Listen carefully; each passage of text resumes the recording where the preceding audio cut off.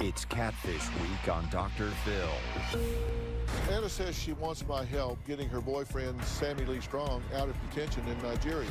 Well, ask and you shall receive. I would bet that the person that she sees in those photos is not the person she is talking to. We found the man in the photo. You have no idea where this is headed.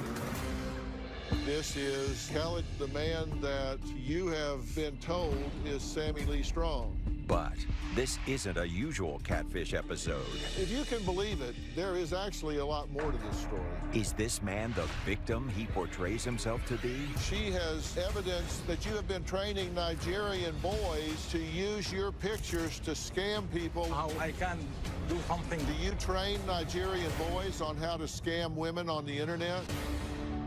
Let's do it. Have a good show, everybody. Here we go. This is a safe place to talk about hard things. Stand by. We'll count you down. Today's going to be a changing day in your life. 5, 4. I am not giving up on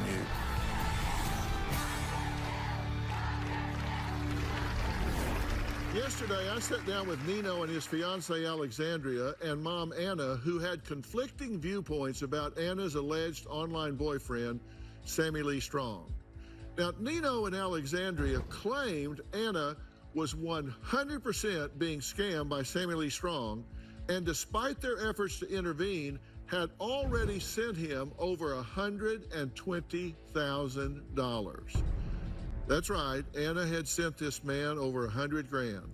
Now, Nino's mom, Anna, said even though they've never met in person, she loved Sammy, but was extremely conflicted.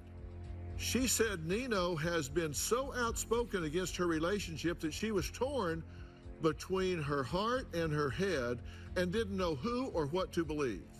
Here's what happened. My mom has been duped into sending money to a guy named Sammy Lee Strong.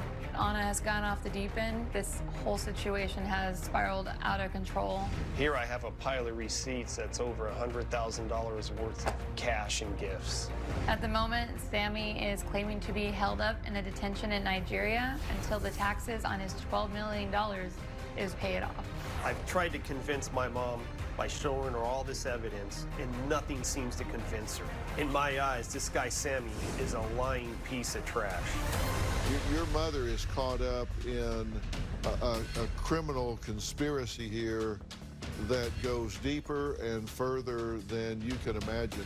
I love Sammy because he cares for me. Sometimes he calls me Anna Banana. He calls me sweetheart, you're my flame.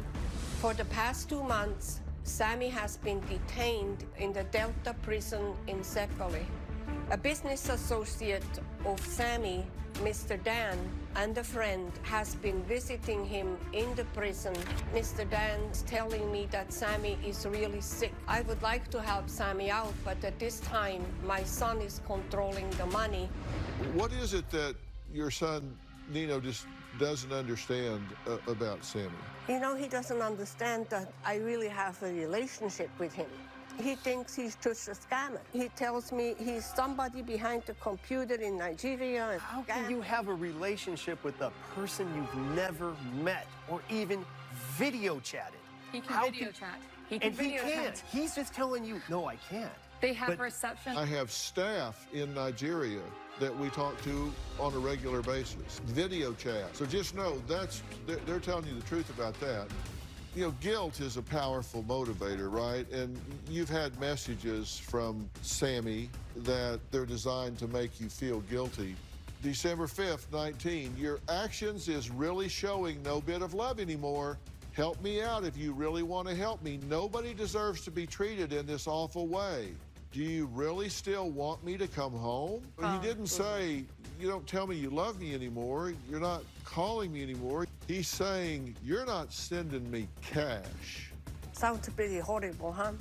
Two of the things that she cherishes most about Sammy are his romantic messages and poems, because he is romantic, right? Yes, very. Yeah. This is to Anna from Sammy Lee Strong. I know I can't give you the whole world, but I can promise you I will always love you. My heart is yours. I will never break your heart. I got to pecking around, and look what I found. I found this message on a site, and it says, I know I can't give you the world, but I promise you I will always love you. My heart is yours. I will never break your heart. I will never break your heart. Word for word, every word in the message he sent you, and it's a cut and paste from a list of messages guys that sit behind computers use and send to the people they're working. They go through the book and say, okay, I need something to send to Anna. Let's see, here's one. Anna wanted my help locating Sammy, who she claimed was critically ill and stuck in a detention center in, you guessed it, Nigeria. She was hoping I could assist in bringing him back to the United States so they could be together. Now, I've done a lot of catfish shows in the past, and if I know one thing about being stuck in Africa, that's definitely a red flag. Chris currently is in Africa. Donnie, he was in Nigeria. You have $25,000 in cash you're putting in a cornflakes box and shipping to Ghana. Aaron was in Nigeria and he needed money. Kelly now lives in Nigeria. So you sent custom fees to Nigeria. He was 50 miles from you and never came to see you. What any reasonable person would do, he moves to Ghana. He's been working in Africa. He's been stuck for the last 2 months, and he just wants to get home. You know, he just wants to be with me. Well, before moving to Nigeria in 2017, Sammy Lee Strong told Anna that he lived in Atlanta, Georgia. He claims he's a widower who lost his wife to cancer. He has one daughter, Sophia Lee. Well, I sent a staff member to Atlanta, Georgia, because we care about Anna. We care about what's happening to her. Is it real? Is it not? And she's not going to listen to opinion, that's for sure. So to get to the facts, you got to put boots on the ground. Dr. Phill, I'm in Atlanta, Georgia. Anna says her boyfriend, Sammy Strong, used to live down the street until he moved to Nigeria 3 years ago in 2017. Also, his daughter, Sophia, says that he recently lost ownership of the home. It's now owned by the bank.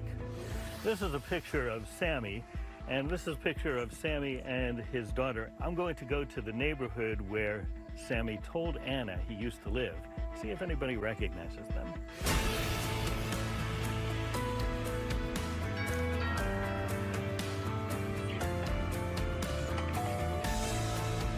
I knocked on the doors of several of the homes in this close-knit neighborhood, including the one that Sammy Strong told Anna was his. The owner of that home declined to speak on camera. I was able to speak to some neighbors in their yards. Those who did talk with me off camera said that they have never seen or heard of Sammy Strong.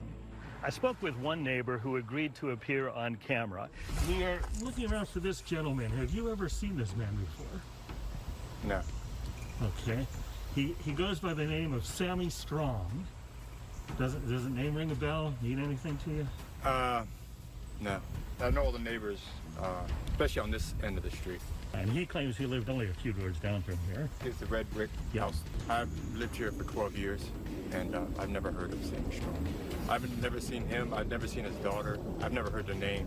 All the neighbors on the street, it's all black. So somebody of a different race or ethnicity would definitely stand out. If they lived here.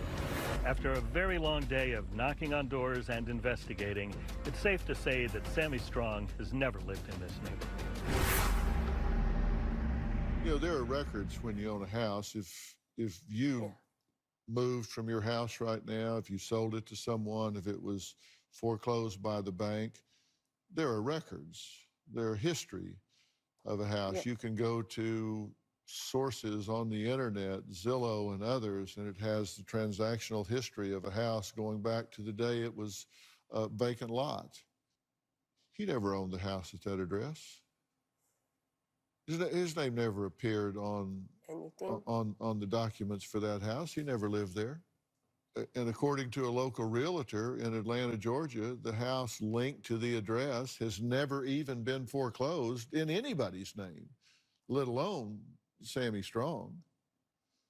He never owned the house. He never lost the house. Neighbors on either side of the house have never seen him there. You seen your neighbors? Yeah, I know my neighbors, yes. They've never seen him. Bank's never heard of him. He never owned it. It's never been foreclosed. It just didn't exist. He's never been there. I suspect he couldn't find Atlanta, Georgia with a map, a flashlight, in a week. That's all a lie. He didn't own a house there. So if that's a lie, then what else is a lie? You have this blindfold, and he can do no wrong. It's very difficult to believe that people do things like that, Dr. Phill. And later, we found the man in the photos. Oh, my God. And Anna, you're going to get to talk to the man you've been looking at.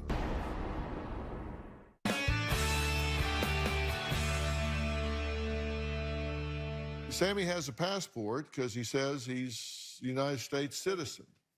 So let's take a look. Here's his passport, and let's just put it up beside another passport. This, we know, is a real passport. Now, we've taken the name off of it so we don't violate the person's privacy. All the font is exactly the same. It's all black. Everything is lined up. And you can see how an official document comes out from the government. Well, let's look at Sammy Lee's. So you've got United States here like you do over there. It's black and it's all in caps. But then you've got the name in blue, not black. Then you've got a date here in blue. You've got an expiration date down here in blue. Things aren't lined up along the border here. You can see how everything's supposed to be lined up, but this is offset, this is offset, this is offset. The spacing is wrong. Here, you've got a gap in here. You've got United States, then of America is in blue. United States is in black. And if you look at the watermarks on the picture, they're different than they are over here. It's white. It should be blue. You see, we've got blue and white, blue and white. And over here, we've got red, white, and blue because we do have a flag.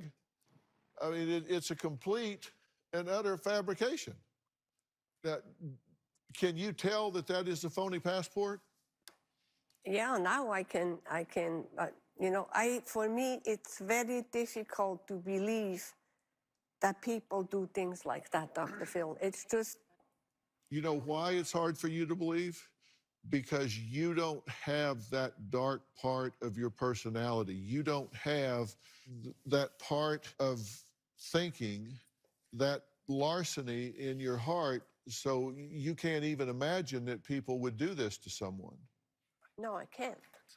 And when you talk to criminals, even when you talk to muggers that mug people on the street, you know what they say? Their number one advantage is the shock value, because decent people can't imagine what's happening. Somebody walks up to them and starts to mug them and hit them over the head. There's that gap, those few seconds where somebody they can't wrap their head around somebody would do this. And so it's that few seconds that they freeze that gives the criminal the advantage. And in this situation where there's fraud and deception, they rely on the fact that you can't conceive of the fact that someone would do that. Now, you've noticed that he speaks in really unusual language, right? He's not real good grammatically. Yeah, sometimes, yes. Yeah, it has awkward sentence structure and all. But, you know, I am not that good either, so Well, we've talked to some of these people before, and we've said, look, you've got spell check and grammar check on your computer. Why do you not clean these up? And you know what they tell us? They say, we use that as a screening device. Because if someone is willing to overlook that, if we tell them we're from Omaha and we say we love you heart all day, and they're willing to overlook that, then we know we've got a live one. We know we've got a live one on the line, and we put a lot of effort into that one, because if they're willing to overlook that English is obviously our second language, then we know we've got one that's likely to overlook a lot of other problems as well. And we pour all of our effort and energy into that person right there. He blinded you with the love in the beginning. You have this blindfold that, just like having a kid, your kid can do no wrong. Even when your kid, say, goes to prison later in life, you're his mama and you will love him no matter what. He put a blindfold on you, and he can do no wrong. Well, Anna says she wants my help getting her boyfriend, Sammy Lee Strong, out of detention in Nigeria. Well, ask and you shall receive. We found the man in the photos. Oh, God. And Anna, you're going to get to talk to the man you've been looking at when we come back.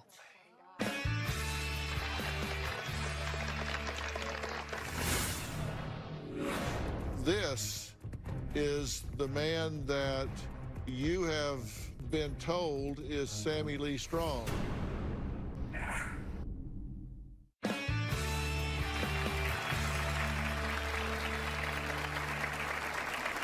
Well, Anna has seen him. She has corresponded with him. She's even talked to him. Anna's online love, Sammy, says he is currently detained in a Nigerian detention center due to unpaid taxes since July. Well, lately, Anna has only been able to communicate with Sammy's friend, Mr. Dan, who told Anna that Sammy is critically ill. Well, once again, my team did some investigating, and I'm happy to report that Sammy Lee Strong is, in fact, not critically ill, but he's not in Nigeria either.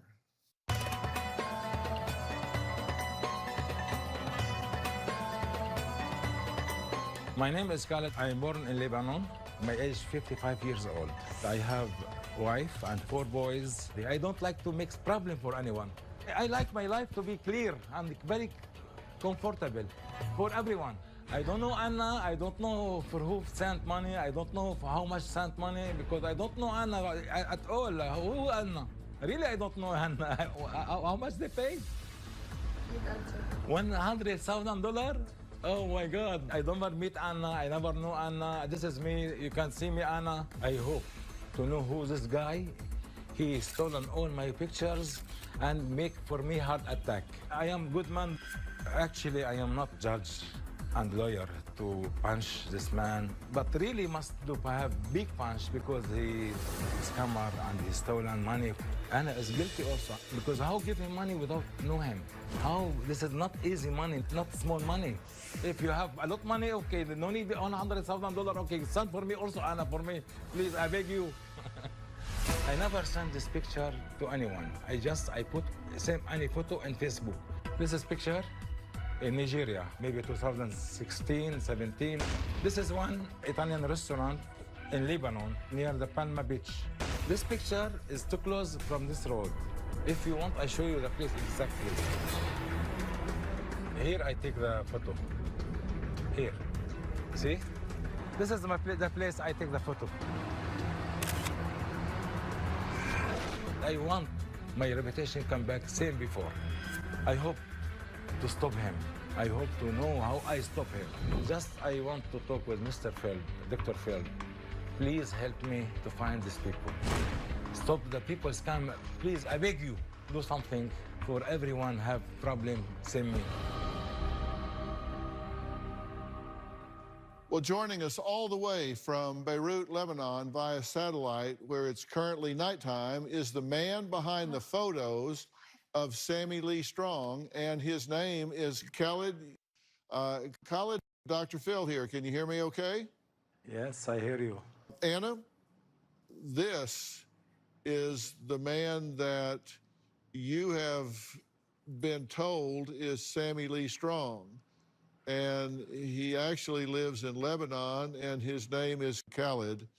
and someone has obviously stolen his pictures and used them as a false identity and represented themselves to you. How do you feel looking at the man that you have believed to be someone else? It's just sad. Now, see, I fell in love with this man. He has a wife and a family.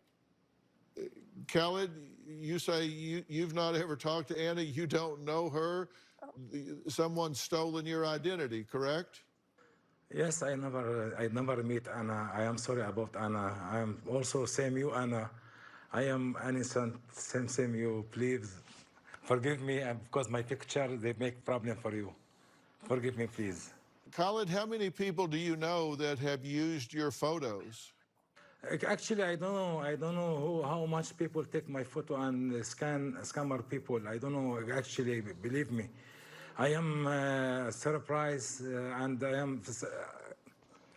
Same anyone have problem for scammer because this destroy my life, and I stay 5 years without work. For that issue, I don't know, but people not trust me more anymore, and this has happened. I am also same Anna have this problem. Yeah. Well, I know that's terrible for you as well, and you're victimized by this. Anna is victimized by this. And Anna, let me ask you, this is the man. You've seen the pictures. You're talking to him. It's not Sammy Lee Strong. This is Khaled that has had his picture stolen and used, and someone is sitting behind a computer that has used his photos to talk to you and get you to send them money. Is this now clear to you that Sammy Lee Strong does not exist? Yes, it's clear.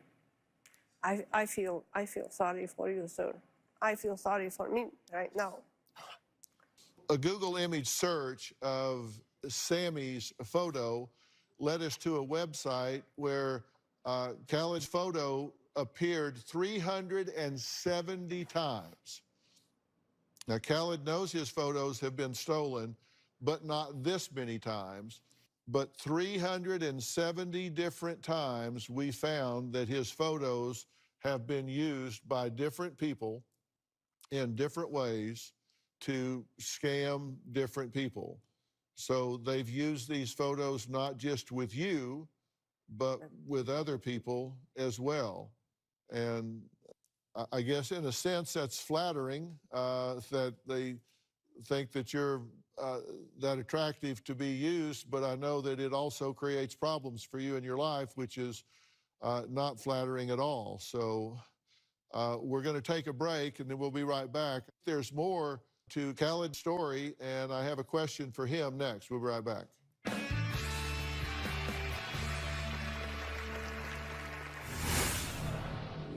So you suspect he may not be completely innocent in this situation with Anna? No, I know of at least 5 women, but he has taken one of them himself personally.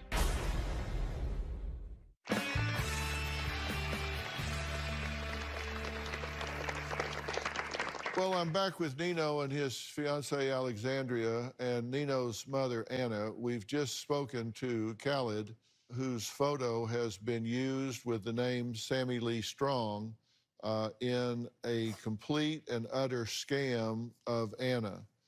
Well, if you can believe it, there is actually a lot more to this story. While my team was searching to find the man behind the photos of 75-year-old Anna's online boyfriend, Sammy Lee Strong, they came across Kathy, who runs a worldwide Facebook scam alert page. Kathy says she has known about Khaled for the past 8 years, and she claims there's more to him than meets the eye. Now, I asked my team to kill the feed to Khaled, so he's not listening right now. And I'd like to add Kathy into this conversation, who is joining us now from the Canary Islands. Tell us what you know about this gentleman, Khaled. Khaled is a professional, charming guy, knowing how to brainwash women. I know women who have met him, who went to Tripoli in Lebanon to meet him, to give him money. I know that he got together with the black boys from Nigeria to give him the pictures, to give those young men pictures, and taught him how to scam. So you're telling me that this Khaled, that pictures have been used so many times, may not be entirely innocent in this whole thing? Of course not. And have you met him?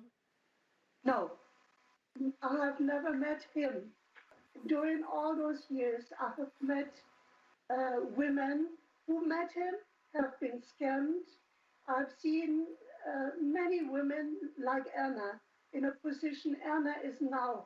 And my heart is breaking to see her because I know what she's suffering. You know, Kathy actually led us to Samantha, who says she was personally scammed by Khaled after he made false promises about their future together. And I will give Khaled the opportunity to respond in a minute. But joining us now from the UK is Samantha. Let's add her to the conversation. And Samantha is on the phone because she really doesn't want to show her face. She's really concerned about this individual. So tell us what your experience has been with Khaled. He appears to be a great man, a charming man, but he will invite you into his family and make you part of his family and then ask you for money. So you have actually met him and Yeah. you've gone to see him and you say that he got money from you. Yes, he's had about £2,000 from me.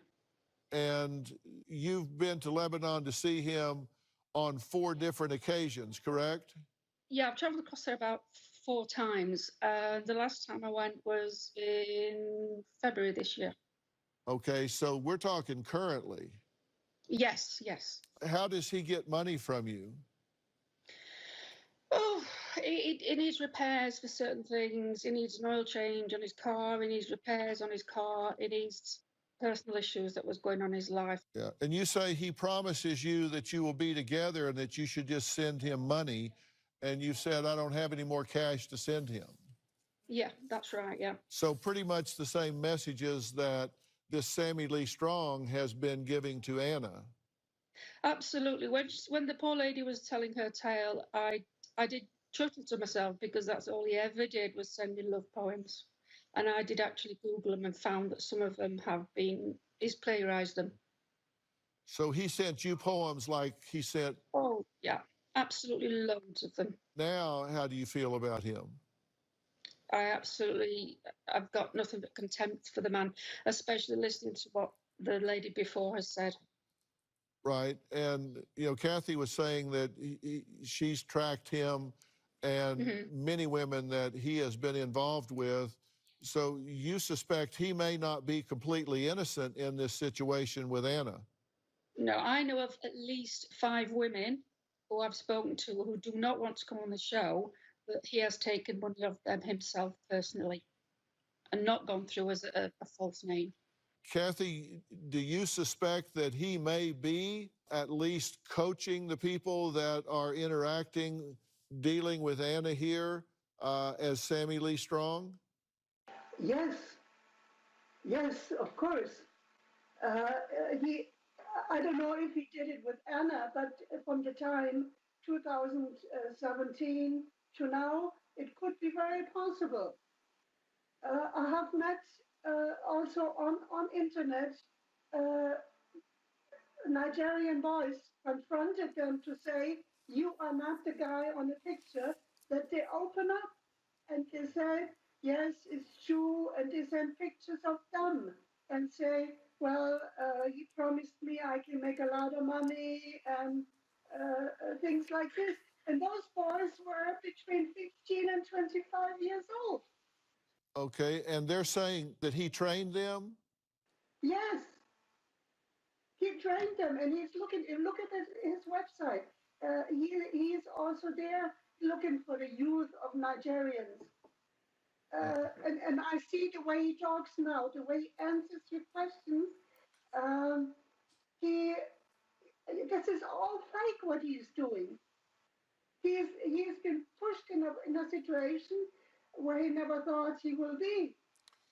Well, you two stay with us. We're going to take a break. There is a lot more to unpack here when Khaled comes back to explain himself, because I'm going to ask him about some of this. He has not been listening. We will be right back.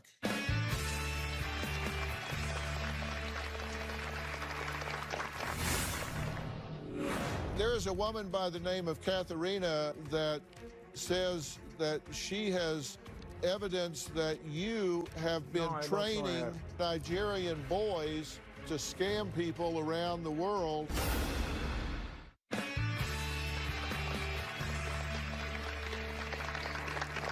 I'm here with Anna and her family, who just learned that the man behind the photos of Sammy Lee Strong is not as innocent as he claims, according to some women who have been either scammed by him or have investigated him and interviewed women who claim have been scammed by him. Now, he's not been listening, but we're going to add him back to the conversation right now, and I have some specific questions to ask him. Khaled, thank you for being patient. We're back now, and I'm curious, Khaled, what business are you in? Did I hear you say that you are a lawyer? No, I am not. I am mechanical. I am mechanical engineer. I'm working offshore. I'm working offshore with Chevron and Total company in Nigeria and Angola. Oh, okay. So you have been to Nigeria? Yes, I'm working with Nigeria with Saipem company before. Do you know a woman from England named Samantha? Yes, I know. Uh-huh. Yes, I know. Because we've been talking to Samantha, and Samantha tells us that you're saying that you're completely innocent in all of this, but that she feels like you have been very much a scammer with her and have gotten money from her. Is that true? Samantha was coming in Lebanon here to visit my family. There is a woman by the name of Katharina in the Canary Islands in Spain that has a website that says that she has evidence that you have been training, that you have been training Nigerian boys to use your pictures to scam people around the world into sending money, and that you get a cut of the money that they send in. Do you train Nigerian boys on how to scam women on the internet?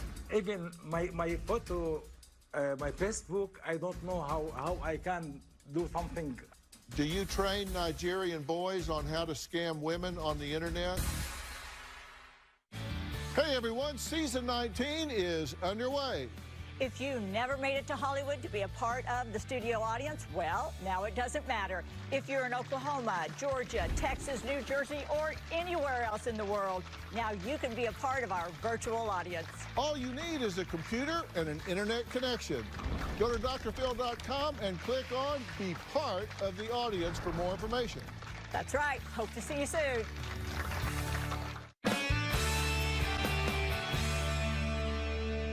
There is a woman by the name of Katharina in the Canary Islands in Spain that has a website that says that she has evidence that you have been training, Nigerian boys to use your pictures to scam people around the world into sending money and that you get a cut of the money that they send in. Who? What is name? The name is Katharina, and she runs a scammer website that watches out for people who scam and says that you are actually involved in the scams themselves and that you give your pictures to these boys and train them on how to scam women. I don't know Katrina before. I don't know Anna before. Sorry, I am sorry about that. I told you, if I know someone, I told you I know. But if I don't know, sorry, I cannot force myself to tell you, yes, I know. Because I don't know, I don't know. Do you train Nigerian boys on how to scam women on the internet? Even my photo, my Facebook, I don't know how I can do something. Sometimes I take my son to help me. I am not professional for my telephone. I'm not professional on my Facebook. I always focus for my job, for my work. This is my opinion. This is my focus. Believe me. No have time for play. Do you train Nigerian boys on how to scam women on the internet? Never. I never do that. I never have a friend Nigerian. Only with my work before. Only with my stuff. I don't have time to do that bad thing for the people how you scam. I don't know. I don't know how. Mm-hmm. Samantha said you sent her poems that you said you wrote, but they were found on scam websites, and that you asked her for money for repairs and hospital bills. Of course, this is my friend. Samantha is my friend. This is visit me in my home. She stay with me at home. She stay with me with my family. Did he take advantage of you, Samantha? Absolutely. How?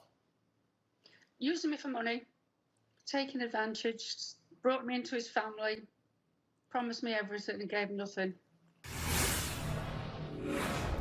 She says she knows 5 other women you've gotten to give you money. Is that true? Absolutely, yes. You are a scammer.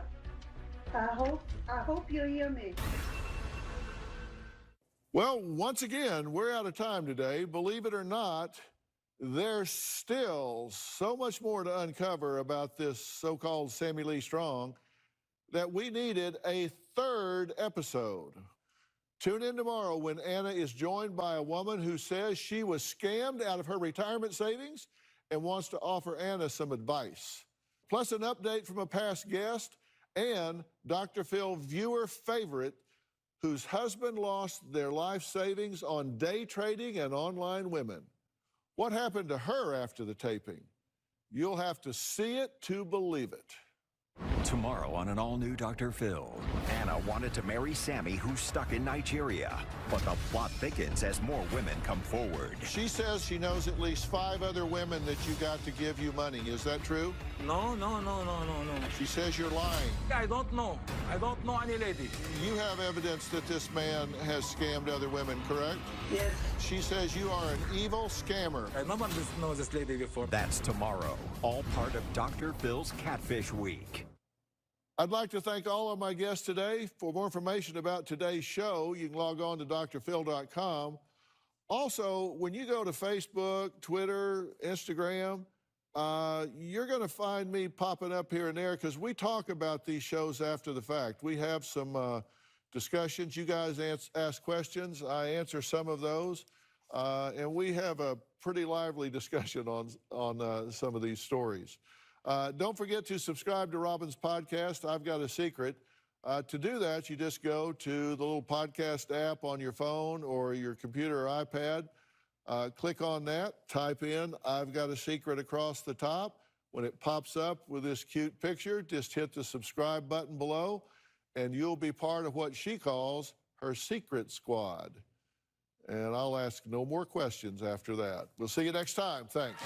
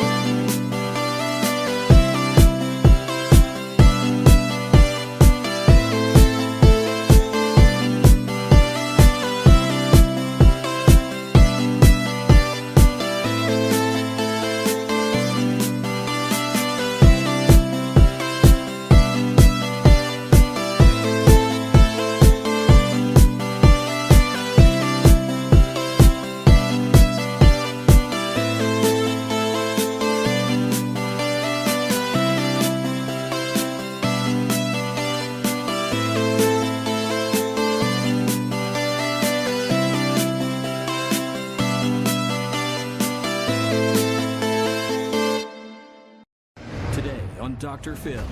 She found flirty emails and much more. Glittered lip gloss, pink hair, a broken red fingernail. Is her husband a cheater? Do you think for a second this man was in bed with a woman and never laid a glove on her? No, I don't believe that. He says he's been faithful. You seem very smug about this whole thing. But she says he's full of it. You say you need to know you've been violated. You already know. You just don't want to own it. Let's do it. Have a good show, everybody. Here we go. This is a safe place to talk about hard things. Stand by, Dr. Phill. I try to be an emotional compass and point you in the right direction. In 5, 4. I am not giving up on you. Go, Dr. Phill.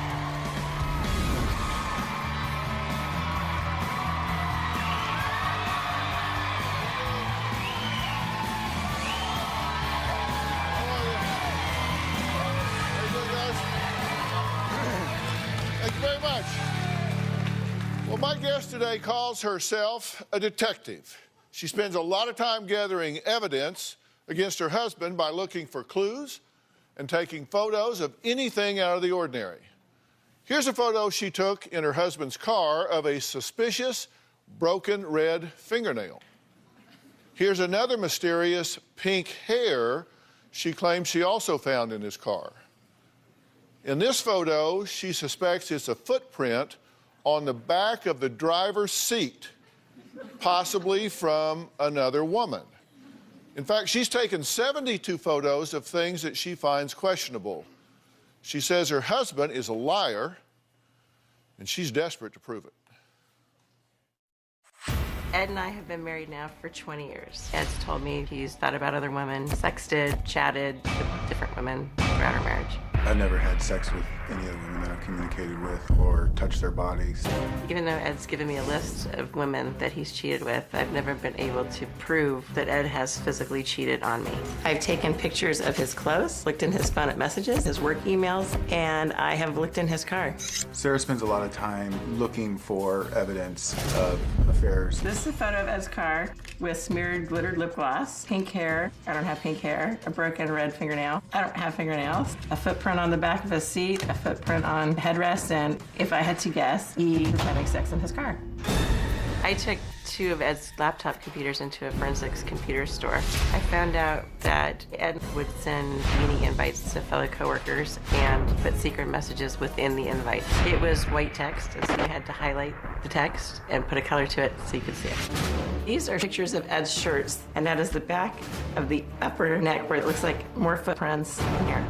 I've given her every ounce of truth that I can, many times over. She's still very much unsatisfied. I've tried as hard as possible to find evidence against Ed, and it doesn't matter. He always denies it. It just makes me feel like I'm going crazy. Well, Sarah says Ed's given her plenty of reasons to feel crazy. Ed's been lying to me the entire time I've known him, but I didn't find out that he was lying to me until 2003. I found an email that Ed had sent to another woman that said, if we're going to do this, we need to be careful. When I questioned Ed about the email, he said it was just a joke.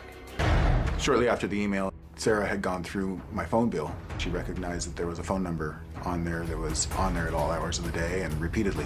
When I called the number, out of curiosity, a woman answered. He said it was a woman at work that he'd been talking to, and he knew it was inappropriate, and he'd stop. We did stop communicating, but I had a work relationship that required us to still have emails, and that conversation, unfortunately, became more and more friendly again, and within a few weeks, we were communicating inappropriately.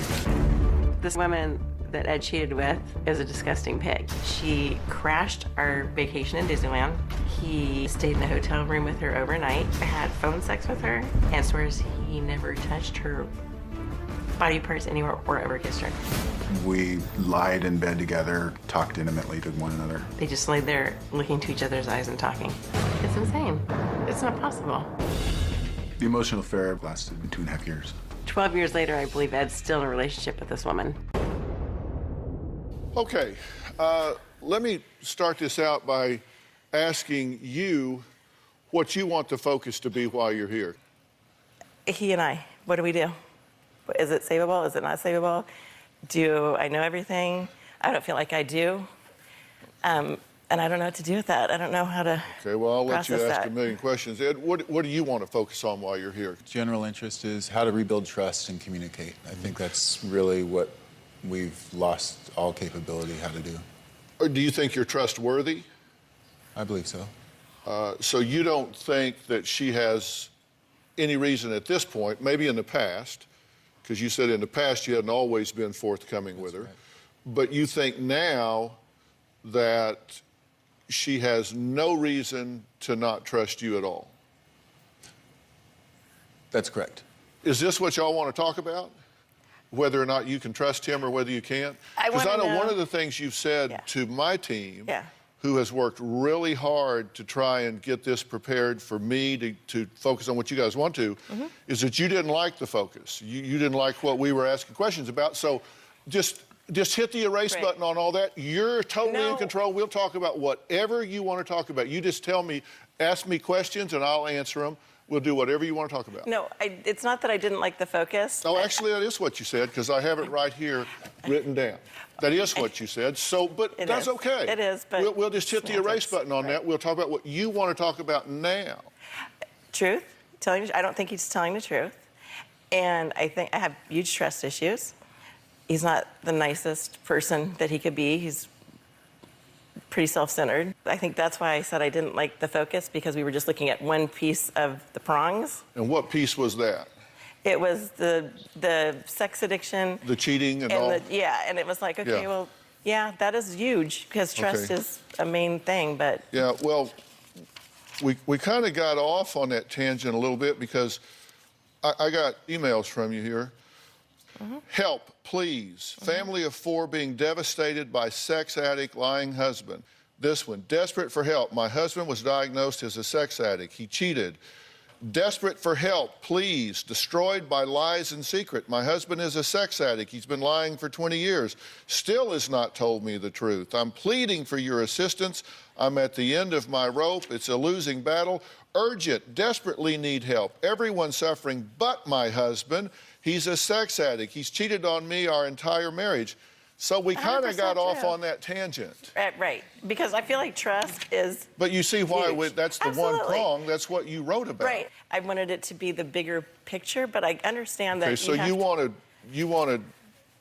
Okay, but Does that make sense? I no, mean, it it's- doesn't, because I kind of feel like I know what I'm doing and what I need to focus on. But as I've Then said, do exactly what you're no, I've supposed said to I'm do. turning it over to you. I'm No, going to I let want to. you decide what we talk about. So your first question is, do I think he's trustworthy? Do I think that you're at a point where you can really believe him when he tells you that he is telling you the truth? Yeah. What are you pretending not to know? Do you think for a second that this man was in bed with a woman for how long were you in bed with this woman? Overnight? 2.5, 3 hours. 2.5, 3 hours, but it was during the night? It was during the night. Okay, and your story is you laid in bed with her. Were y'all naked? No. Okay, but you laid in bed with her for 3 hours, 2.5. All right. And never laid a glove on her. Towards the end, I did kiss her neck for 10 seconds, and that was the end of the night. Okay. All right. No, I don't believe that. Okay. There's a million things I don't believe. Okay, so you don't believe that? No. I'm sorry, I don't believe you. But I don't. I'm just telling you the truth. I wasn't there. I don't know. You might as well have slept with her, because you're going to get credit for it till the day you die. I mean, you understand that she's never going to believe that. It wasn't my hesitation. But here's the point. One of your questions is, you want me to help you determine whether or not he has cheated on you and been inappropriate, right? Yes, because I could tell you he has, Okay. but he will deny it. Okay, but you... I'm sorry. You don't need him to tell you what you already know. Right, but this is where he argues that I'm crazy and that I'm damaged. And of course, I don't believe him because I'm traumatized. And so I needed you to come in here and say, maybe I am crazy, maybe I am traumatized, or maybe I'm not. And that's what I need from you. You're not crazy, you are traumatized, and you don't need him to tell you that was not okay. Well, we need to take a quick break. Up next, a key piece of evidence that could prove Ed has been fishing for more than just compliments. We'll be right back.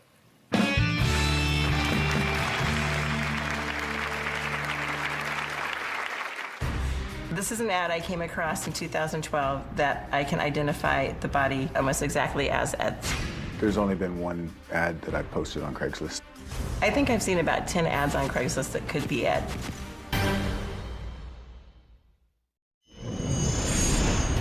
Recently, I had a big client say that they didn't want to rehire me because I was still married to Ed. They felt like the drama distracted me from my work. My client didn't think I could work for her again until I divorced Ed. I'm extremely embarrassed that my marriage is such a disaster that I can't even keep a job. Sarah believes her husband of 20 years lies to her about a lot of things, but she's recently had trouble proving it. Has Ed stopped lying, or has he just learned how to be a better liar? That's one of her questions, which is a really good question. In 2012, Sarah says a family member brought something to her attention that, well, she just said she couldn't ignore it.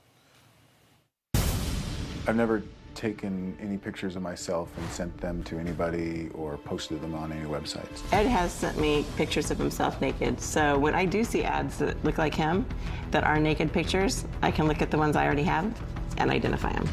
There's only been one ad that I posted on Craigslist, and that was in 2008 or 2009. This is an ad I came across in 2012 that I can identify the body almost exactly as Ed's.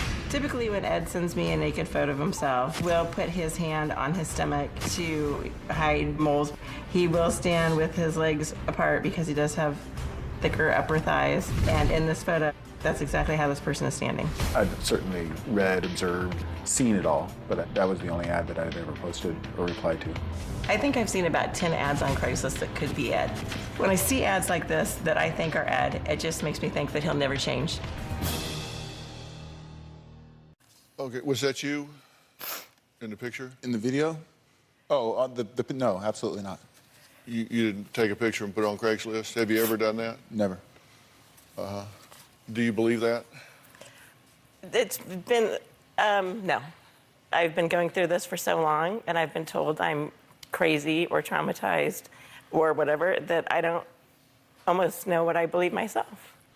You're using this term, crazy, and I've not performed diagnostics on you. I've not gone through careful psychometric workup on you, but I'm a pretty good judge of horseflesh, and I can tell you that, to use your term, you're not even almost crazy. Okay. Not even almost. You are obsessed with this. Mm-hmm. You are experiencing a lot of anxiety. You're experiencing depression. I think about the only thing right now that would make you happy is to learn that you're correct. You almost need to know that he is doing all of these things, which would be bad news at one level, but good news at another, because it would mean that you aren't distorting reality so bad that you've spun off into the Netherlands. I'm always trying to figure out what's going on. Yeah, because when I say you're obsessed, you know what I mean by that. I mean, because you're like collecting souvenirs now. It's like a receipt here and a condom wrapper and plane ticket and all of that. Yeah. And you have a explanation for each one of these things, right? And you've given her an explanation for each one of these things. You've discussed them. Some of them are not explanations of fact. They are, I don't know, I presume, because they happened years and years ago. Certainly these receipts, they're mine, but this is a small sampling of everything we talked about. Was this yours? Yes. And because that looks like it's pretty fresh. I would challenge to find out if that serial number has any date stamp. I bet it's from 1991 era. Really, 91?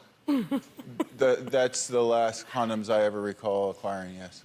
I just... I've been married 38 years, so I hadn't seen one of those in a long time. So I don't know if they hold their luster for that long. But what was the significance? Why did you pull these particular receipts? So the way this works is through our whole marriage, we've been married 20 years. Whenever I approached him with something that I thought was suspicious, I got in return, until you can prove something, quit bothering me. So that made me have to collect what you call souvenirs. This is April of 06. So in 2012, when I knew I was going to confront him, I went through everything because I knew if I confronted him, anything that existed, he would throw away. So in a book in our nightstand I opened in 2012, and in the pages were all these receipts and that condom in one page. But do you really expect him to remember what he spent $9.98 that wasn't the question. Cents on in April of 06? That wasn't the question. The question was, why is there a condom wrapper in there? And that was just all together. So I just took a picture of all this stuff. I can't approach him without proof. So there's proof of something. What is it? What is that proof of in your mind? Well, we've been married 20 years. We don't use condoms. So there's a used condom. What's it from? Okay, but why do you need him to tell you? Because I don't want to feel like I jumped to a conclusion and we have 2 kids and we've been married 20 years. Okay, and I'm sorry. No. Is it okay if he was in bed in a hotel with this woman, whether he had sex or he didn't? No. No. What difference does it make what he said? You can't have a marriage with somebody who's not going to tell me the truth, the whole truth. Right. Okay. Right. Let's take a break. We've all heard about drug and gambling addictions, but what about sex addiction?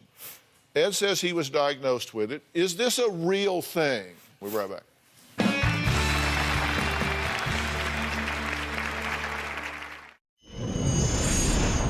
In 2012, my wife, Sarah, had done some discovery about sex addiction. She showed that to me, and I absolutely identified with it. What I think makes Ed a sex addict is his excessive viewing of porn, his inability to not flirt with other women or to seek out other women. Our marriage counselor concluded that Ed was a sex addict, and surprisingly, I was happy. I felt like it was our opportunity to explain why our marriage sucked so bad. Well, is Ed a sex addict? Is that possible since he says he hasn't had sex with any woman besides his wife? Do you think he's a sex addict? By definition, no, because he doesn't fit the definition. And what do you think? Do you think you have a sex addiction? I think absolutely, yes, that I have a preoccupation, and I have said to myself on many occasions that I want to stop with whatever that preoccupation is, and it's continued to my detriment. And you've been to treatment for this? Quite extensively. Yeah. You did inpatient and outpatient treatment for it? I thought you had, because one of the things you said is, I struggle with interrelation dynamics and being vulnerable and not isolating if I feel emotionally charged. Certainly.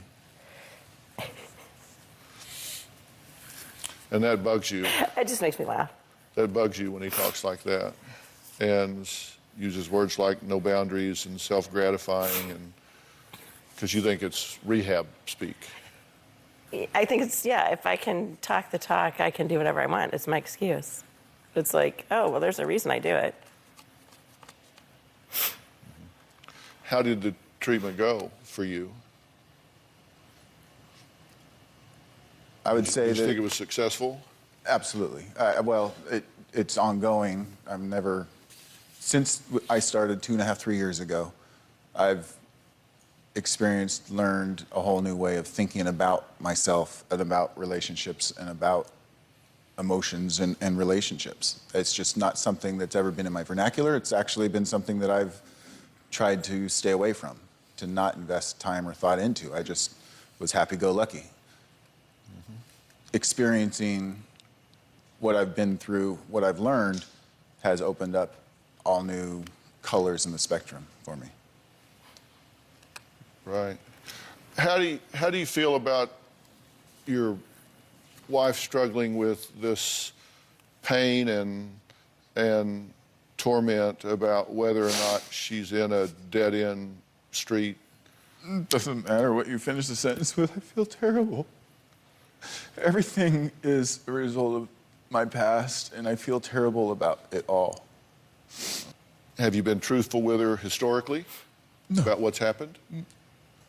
Since the day that she confronted me, caught dead in a lie, that evening I sat down in our back porch and I tried to recollect anything I could, and 4 months later we went through the disclosure, and since that time it's always been a matter of anything and everything I can recollect, full disclosure.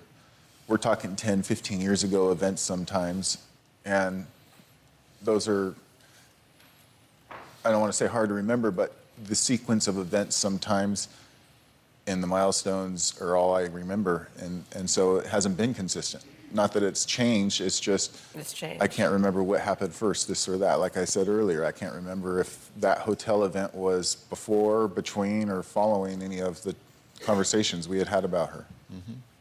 So that's a lie. Do you think he's still talking to her now? I think he could be, yeah. You still talking to this woman? Absolutely not. Well, Sarah and Ed aren't the only ones riding this relationship roller coaster. We're going to talk to their oldest son when we come back.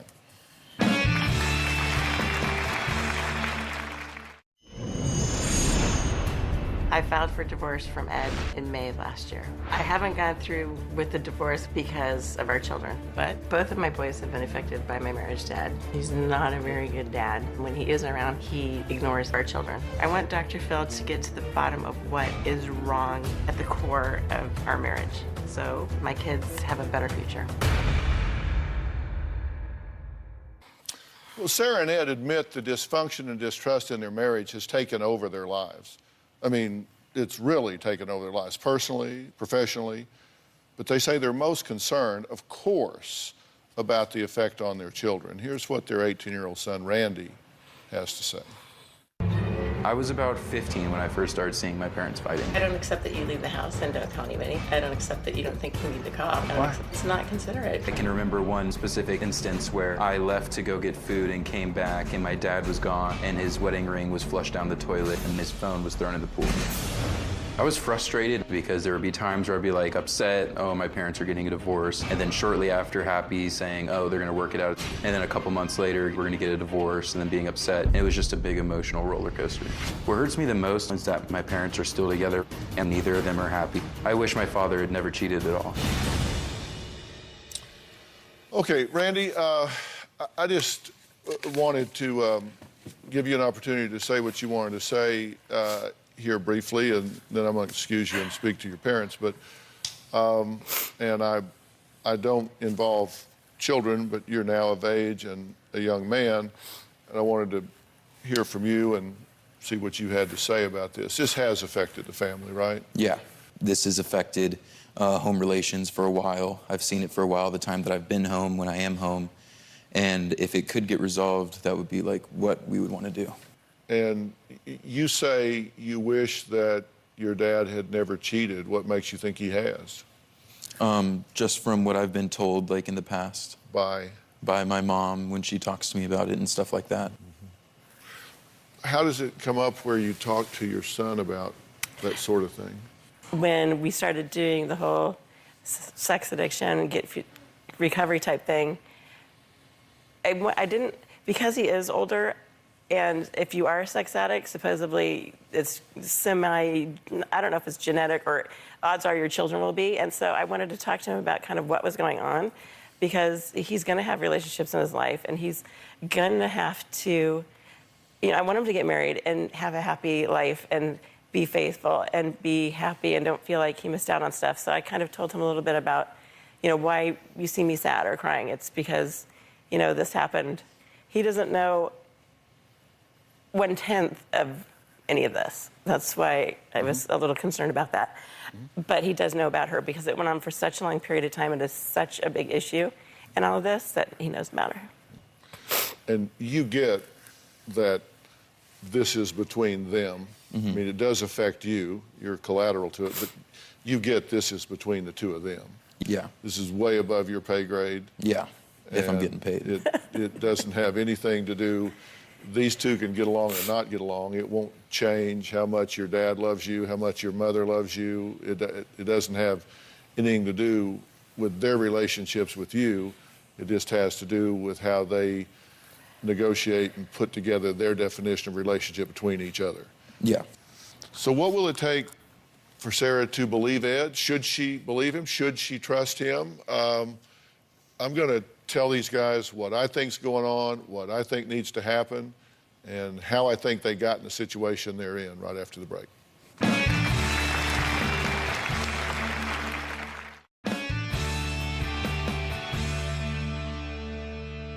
Look, I think the only thing that is going to give you peace is for him to tell you that the things you believe to be true are true.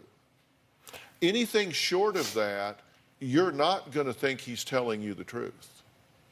Well, and that's why he's offered, you know, to take a lie detector test and to do all these things. And I've been like, do I want the marriage that has to take a lie detector test? But you don't believe him. No. And there's nothing he can say. You say you want him to take a polygraph.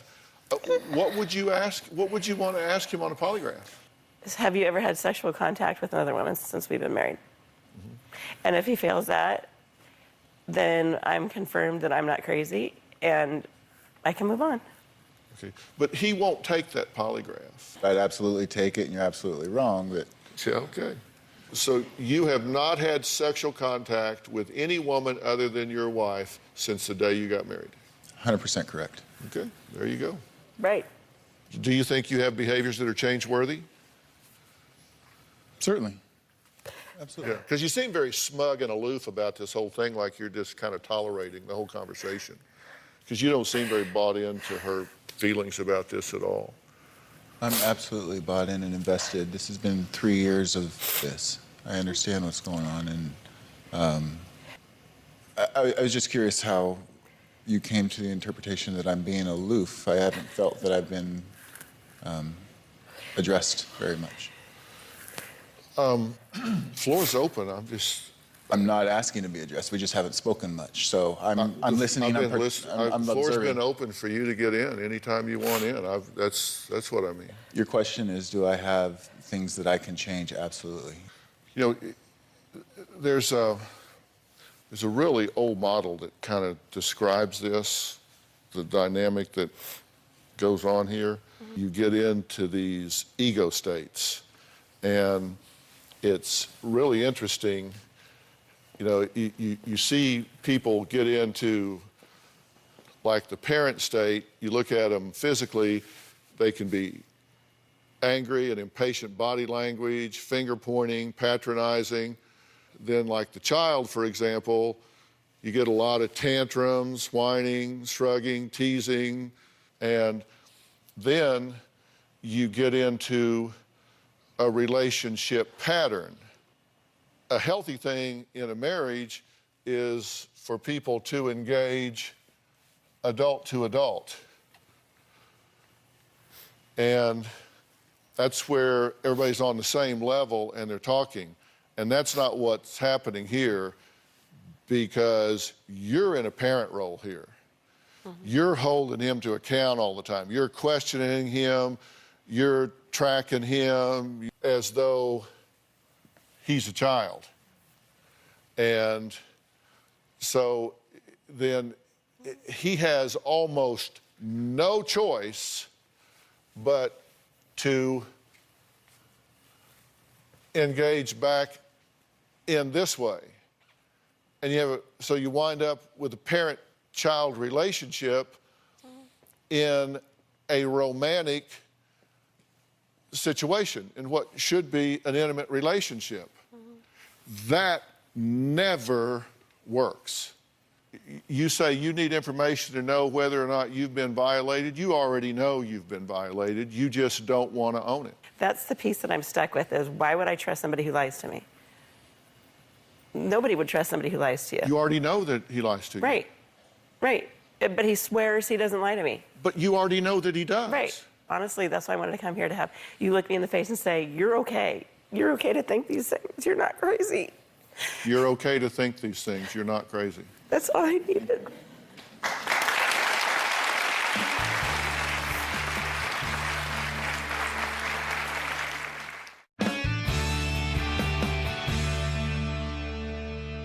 Listen, I'm all about reunification of family, but I can tell you, if she is going to forever not trust you, and you know in your heart that, look, I've screwed up in the past, but I'm not now. Right.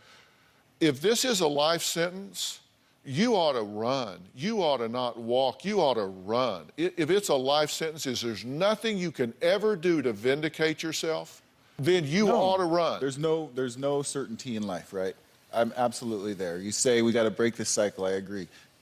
Despite the parent-child relationship, there is a certain symbiotic need when you have that relationship. I can try and be the adult. We don't have a relationship then. I can't just leave my wife and family with the mess that I started. How about he's It's never not tried up to to deal with me. my trust? Then if you it's a need life to, sentence, we can agree that, but I'm not leaving. I'm not going to walk away. then you need to man up and plug in.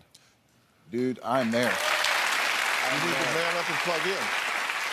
I asked you before to define what that meant, and I still don't know, because if I'm not doing it, I need to know.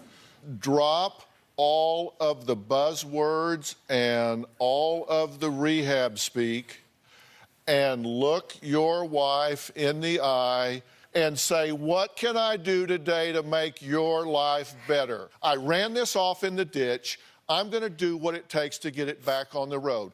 And if I have intimacy issues, if I'm scared, then that's what I mean, man up. I'm going to do whatever it takes to get real and be there with you, for you, by your side. 5 minutes ago, you told me to walk away from the life sentence. If this is a life sentence, if there is nothing you... Listen. She's told you it's not going to change for her. I told you I can't change the truth. Let me tell you, if there's nothing you can do, if she is never going to turn you loose, then you should walk away and both of you start over. You'll spend the rest of your life doing this? Absolutely not. You'll spend the rest of your life doing I don't want this? to spend another day doing this. I want to leave here and it'd be different. I don't ever want to feel like this again. Well, it's time to hit the reset button. And I went to. One way or the other. But it keeps it's like Groundhog's Day. It's just the same crap day after day and the same conversation and the same excuses and me. Then change it. And I try, but I feel like I try and then I hit this wall and then I get depressed and I don't get out of bed. That ain't about him, that's about you. It's totally about me because I can't deal with it anymore. You can. You got to realize one thing. You don't need him to be okay. Because you know what? If this doesn't work, you'll be okay. You know what? I just got struggling for kids. If you trust him and he jerks you around, you'll be okay. You got to know that, and then then you don't have to worry. As long so as you're much telling me I'm not crazy. Okay, I look just at don't me. want to be crazy. Look at me. Look at me. You're not crazy. Okay. You're annoying. You're right. Coming up, a woman who started smoking when she was 14 and is now concerned her 14-year-old son will follow suit. Has her bad habit already rubbed off on him? We'll talk to her next.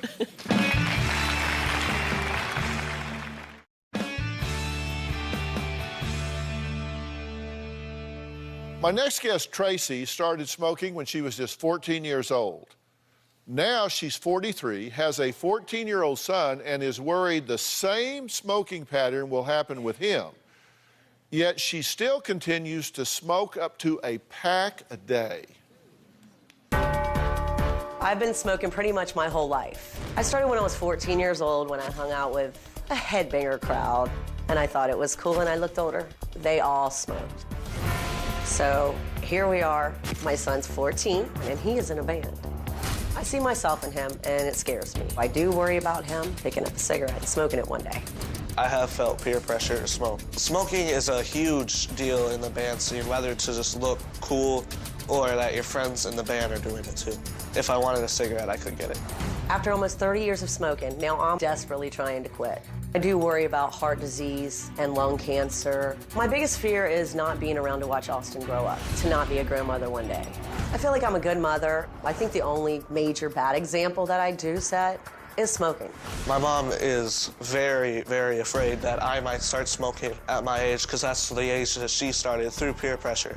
I want my son to live a healthy life, and I do not want smoking to be a part of his future. I don't want to see him go through what I'm going through now. Well, Tracy is here, and her son Austin is in our audience. And also joining us is our good friend, Dr. Frida Lewis Hall, Chief Medical Officer of Pfizer. So welcome back. Thank you. Thank you. Always So great glad to be to see here. you. So, listen, you're still smoking, but you said you would quit smoking last week, right? Yes. After you took a trip? Yes, I went camping, and I told everyone I was going to quit smoking after my camping trip. Okay. Did you smoke right before the show? I did. Wow. So what's the deal? Well, I knew I was coming on the show to talk to you about quitting smoking, so. Yeah. And I needed a cigarette before I came on the show. Oh, no, that's not good. Now, there are some pretty startling statistics when it comes to smoking. Frida, fill us in here. So smoking obviously is just a huge health issue. In the United States, 480,000 people die of smoking-related illnesses per year.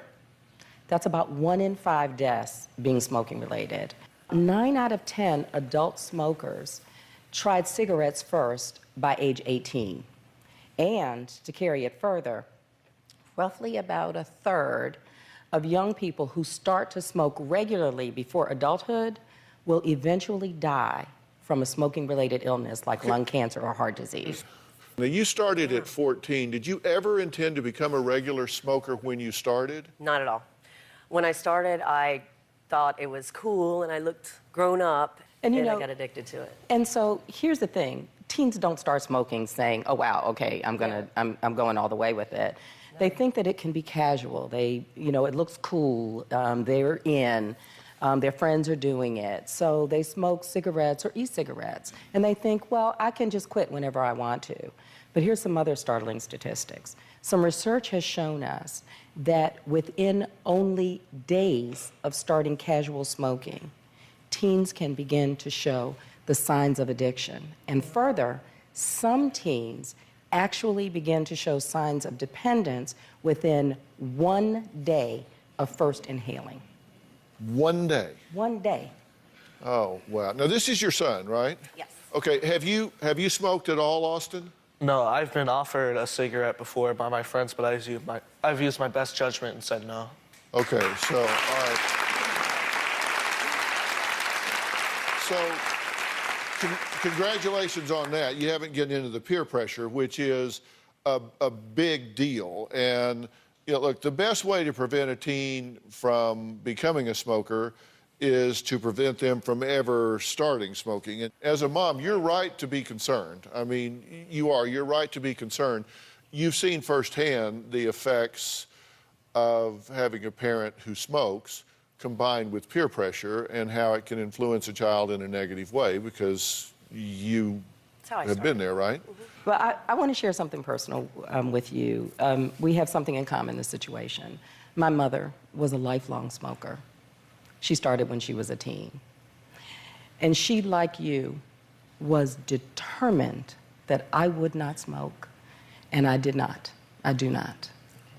Like him. But she was so busy saving me that she did not save herself. Like me. Like you.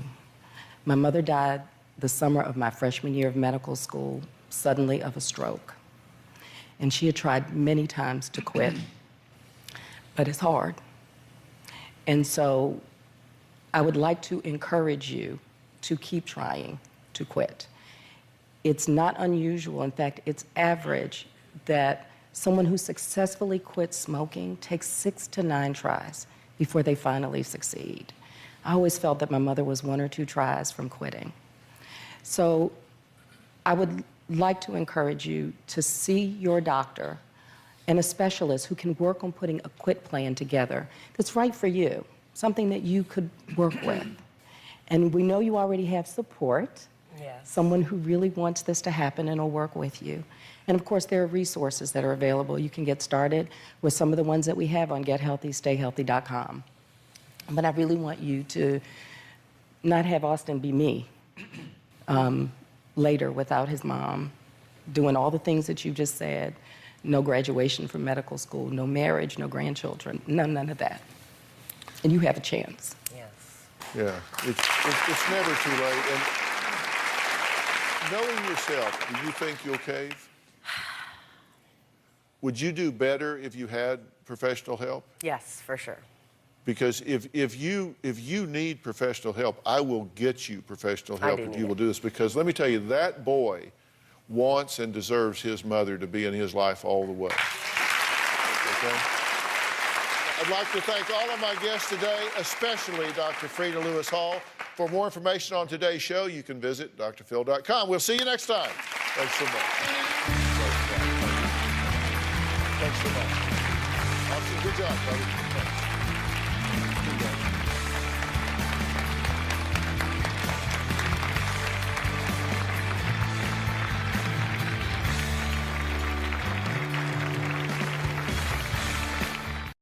Today on Dr. Phill.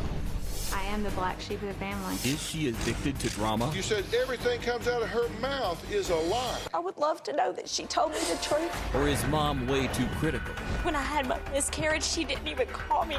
I don't believe that she was pregnant. She was pregnant. Good. She did have a miscarriage. If you respond to this with a criticism of her, I swear to God we're done. Let's do it. Why don't we stop all the drama, stop all the fighting, and let's go get you better. Here we go. Have a good show, everybody. If I can help get this family back on track, are you willing to do that? Ready, free. Take. This is going to be a changing day in your life. Go, Dr. Phill.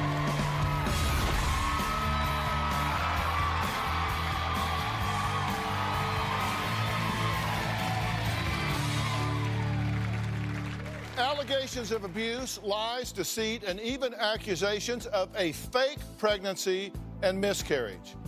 At the center of all this drama is one person who says her entire family has turned against her. Ann says it's her daughter's narcissistic personality and lies that are just nonstop that's creating all of this problem. She says she's made herself the black sheep, but daughter Lynn says mom favors her brother, and that's what's made her the black sheep of the family. Take a look.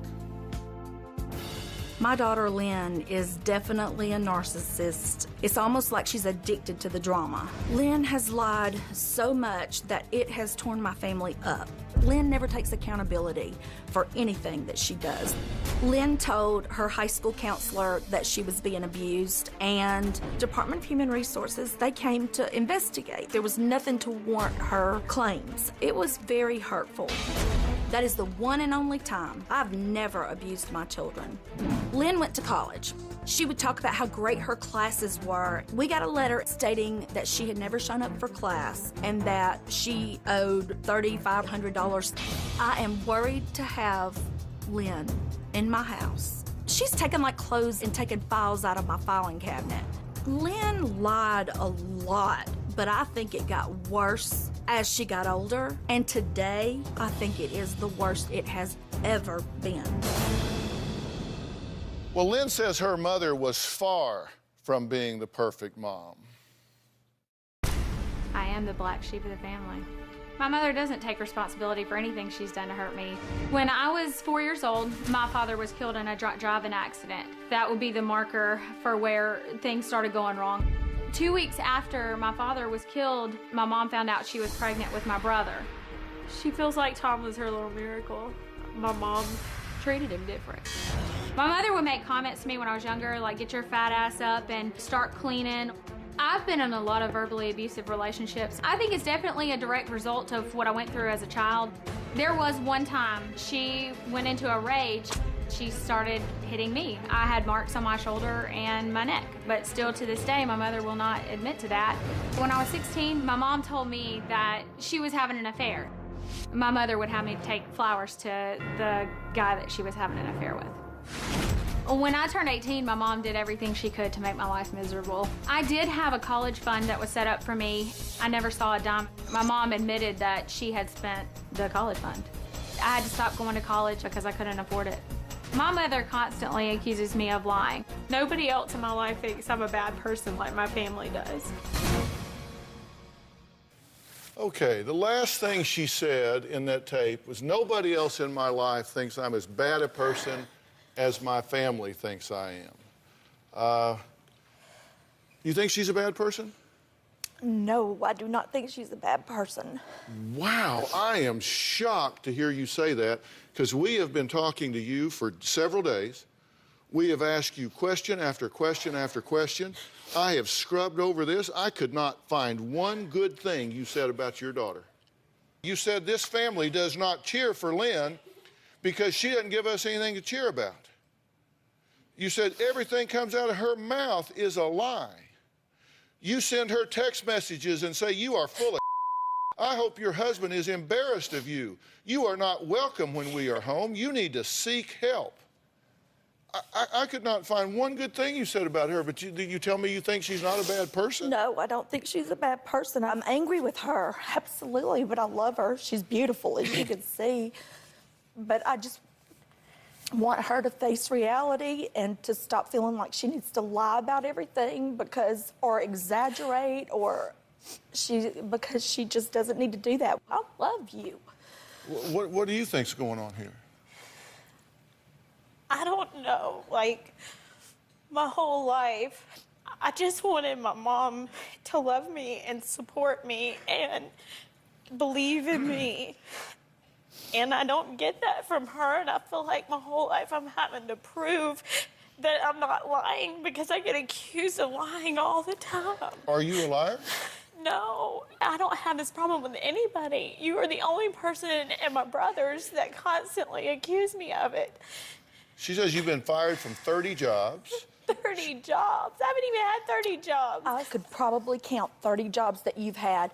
And that would include teenage jobs. And I said, that's no big deal because I know that teenagers sometimes can go through a lot of jobs. That is not what you said. You did not say that's no big deal. You said, quote, I'm quote, telling her it's she not a has big been deal. fired or quit from at least 30 jobs, and it is never her fault. It's true. I mean, she's never kept a job. Ever. And it's always her boss's fault. Every single time. She is so intelligent. She's quick to think on her feet. She amazes me with her abilities. But she turns them in the wrong way. And this has been going on for years, but the last couple of years have gotten worse. And that's why I wrote You to have no idea what I have been through in the past couple of years. You haven't been there. You live how many states away? Mom, you left me in Alabama to go start a new life for yourself. We tried to get you to live with us in Tennessee. We moved you twice. So we moved you from your school you were supposed to be in. Okay, we can have geography class on y'all's time.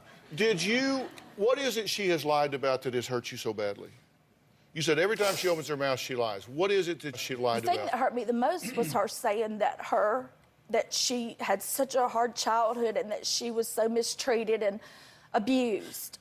And, and she's a drama queen. I mean, like, everything out of her mouth is poor me, poor me, poor me. When you were 16, did you tell the school counselors that you were being abused at home? I told them about a situation that was going on. They knew about her having an affair. And my mom started drinking a lot, which I don't know to this day if she's still drinking like she was, but I know as far as in June when I got married that you did. Is that a yes or a no? Or Yeah, I mean, no, I'm sorry. I said, I'm did you so tell the upset. school you were being abused? And you said, well, she's an alcoholic and she has an affair. And I told my school counselor about her. There was a night. It wasn't abuse that I had all the time. Wasn't beaten my whole life. I never. It's not the way it not the way sounds. it is. But you were in an alcohol rage and you started hitting my brother, and I stopped. I stopped you. I got in front of you and you started hitting me everywhere you could. I hope you've asked our brothers about this. I think they would beg to differ. Dr. Phill. Did you tell the school counselors that? Yes, I did. I was having to. And her counselor believed it too, and I have nothing good to say about her. Thank God for DHS, because when they did do their job and investigated, they found nothing except that I had a spoiled daughter that needed discipline. Well, when she was 16, did you in fact hit her in the face? When she was 16, she got in my face and she called me a bitch, and I popped her right in the mouth to let her know where it was coming from. Okay. So I sure did.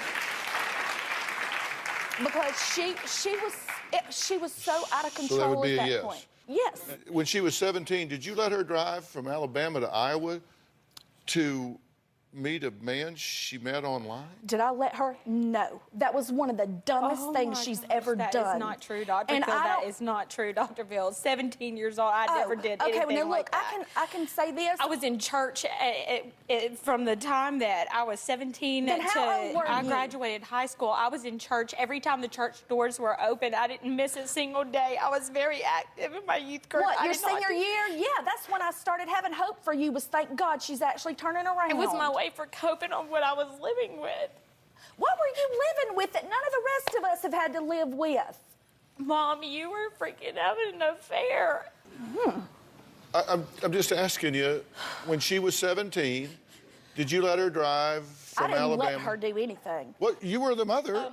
She went to Iowa and she drove through the nighttime all the way there. You're telling me that never happened? You really are crazy. Mom. Grandma knows about it. Why am I here? I thought I was... Because I'm desperate. Well, I mean, somebody needs... Listen, I want This people is to tell me the truth. You better believe it's serious, and I consider my time serious, and I'm going to take a break, and y'all need to decide to tell me the truth. There are serious people in this world that need serious help, and you are taking up time. So, if you come here and want help, you either tell me the truth or we're done. You got 3 minutes to think about that. Next, Lynn says she was devastated when she recently suffered a tragic miscarriage. Ann doesn't believe her daughter was even pregnant. We'll be right back.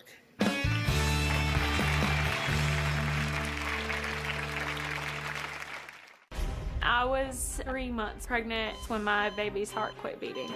They had to take the baby out of me. I really don't believe that she was pregnant at all.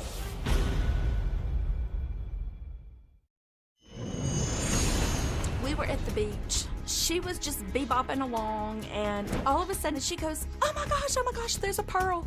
It looked like the size of a dot you would put at the end of a sentence. There's the pearl. Immediately, she goes on Facebook and she magnifies it and tells everybody that she sent this to her jeweler to be evaluated, and he said it's a rare Tahitian pearl. It's just another example of her lies. Well, that was Ann, who says her daughter will lie about anything to get attention. Now, we actually called numerous jewelers who said there's no way you could find a black Tahitian pearl in Florida inside an oyster, as they are only indigenous to remote lagoons of the French Polynesia in the South Pacific. So I don't, you found a pearl? Yes, In an oyster. It was inside the oyster. It was after Tropical Storm Debbie came through, and my husband actually opened it up and started feeling for it. She was standing there, and he found one. I still have it. Okay, listen, why do you want to be here today? I want our family to be whole again. What are you willing to do to make this better? What you think we should do? Yeah, Because I don't know what why else are you to do. here today? I had just decided that right before the show called me, like, I was done. I had to just write off my family. My mom's always accusing me of lying. She's not, when I had my miscarriage, she didn't even call me. I had to go through that by myself, and she's had a miscarriage. Can I answer that? She knows what it's like. Can I say something there? Not yet. I take this very seriously. And if people come on here and they're just interested in winning the argument in the moment, and so they spin things to make themselves look better, they're just trying to cover their butt and get out the door, that's a waste of my time, and that is offensive to my sensibilities. And I feel like I'm talking to Mother Teresa here. Like, you've never done anything wrong. You've never made a mistake. No, I'm not kidding. No, I'm not kidding, because you're just like, oh, you know, you just got nothing wrong. I don't know what you're talking about. I don't remember this. I don't remember that. I don't remember this. And you just kind of gloss over stuff. No, and she's never said a word that wasn't a lie. Nobody's that bad. Nobody's as bad as the person you have described to us. Ann says, because of the lies Lynn has told, she sadly doesn't even believe her daughter was recently pregnant, much less suffered a miscarriage. Take a look. I found out I was pregnant about 5 months ago. Lynn told everybody on Facebook every detail about her supposed pregnancy. She asked me, Mom, didn't you have a miscarriage before? So I thought that was kind of strange. I was afraid that God would take my baby because I was so used to having things taken from me. And then the next thing I know, she's miscarrying on Facebook. I was 3 months pregnant when my baby's heart quit beating. They had to take the baby out of me surgically. And she had not even told the family. She was telling the world first. I just felt like Lynn was trying to get everybody to feel sorry for her and to give her that attention that she craves so much. My mother hasn't said anything since I miscarried my baby. She hasn't even called me. It was definitely the last straw for me. I really don't believe that she was pregnant at all. What if you're wrong? I would be thankful. I really would. I would what if love what to if you're know. wrong? I would love to know that she told me the truth for once. I really would. But it was so weird. It was like she didn't discuss it with anybody in our family, my sister, her grandma, nobody. All she did was talk to Facebook and her friends, and she would tell things that were so inappropriate that you just don't put on there. See, that is really interesting to me. When I ask you, what if you're wrong, your answer was to criticize her 9 more ways. I said, what if you're wrong? Well, she put it on Facebook. She just was out there just looking for sympathy, and she was this, she was that. An appropriate response, I would think, if you were wrong, would be, oh my gosh, that would mean I wasn't there for my daughter when she experienced the death of her baby. It would mean I wasn't there for her, and I would feel terrible about that. That would be a real failure on my part. I would be very sorry that I wasn't there for her. I mean, that to me would be an appropriate response to that, but that isn't what you said. It's really hard to have that kind of response because I am so fed up, and I admit that's not right. Are you lying about that? Yes, sir. No, it was horrible. I can't understand when I have so much love to give, why that would be taken from me. And I told you that before it even happened. I was scared. You told Facebook you were scared. Mother, I told you, and I sent them the text messages to show these conversations how they go. But you didn't talk to your family I tried, first. Mom, and you spent so talked much to time everybody else. criticizing me for everything. By the way, if it's of any interest to you, I contacted her OBGYN directly. Okay. I required her to sign a medical release form, send it to her physician to authorize them to send me directly her medical records, so they didn't pass through her hands. They came directly to me. And I have here 16 pages of medical documentation. She was, in fact, pregnant. She Good. did, in I'm glad fact, that she have was. a miscarriage. I'm not glad about that. And she did, in fact, lose this baby. I'm sorry. And I had to continue carrying my baby for a couple more weeks after I was told. And there was a surgical procedure to remove this child from your daughter. I'm very sorry that happened to you. I've been there. I know what that feels like. I am. That's why I wanted you there. But you didn't. That's why I told you in the beginning that was a fear I had because I knew you had Okay, to I go swear through it. if you answer this with a criticism of her, I swear to God we're done.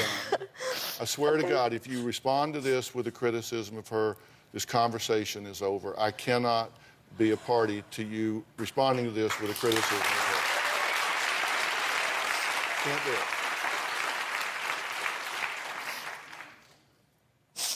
You're going to have to think of something else to say or nothing. But you can't blame her for you doing whatever it is you did or didn't do. Okay. Do whatever you want to say whatever you want to say, but I can't be a party to that. No, I understand completely, and I know that I've gotten... So I'd have to cross one thing that you've said off of this list, that everything that comes out of her mouth is a lie. Well, I'm kind of glad to know that you were we certainly pregnant. would know that that's no longer true, because we certainly know that this major life event in your daughter's evolution would not be a lie. We would know that that would not be true here, of this major life event. Really, I'm glad to know that. You just automatically accuse me, and then you go discuss my business with everybody. And my poor brothers, you know what? Yes, they've hurt me. They have hurt me bad, but I can't fault them because all they hear is your side. My brothers don't even know me. Well, we're going to take a break, and then we're going to talk to Lynn's brother. He says his sister is to blame for the problems in their family, not their mother.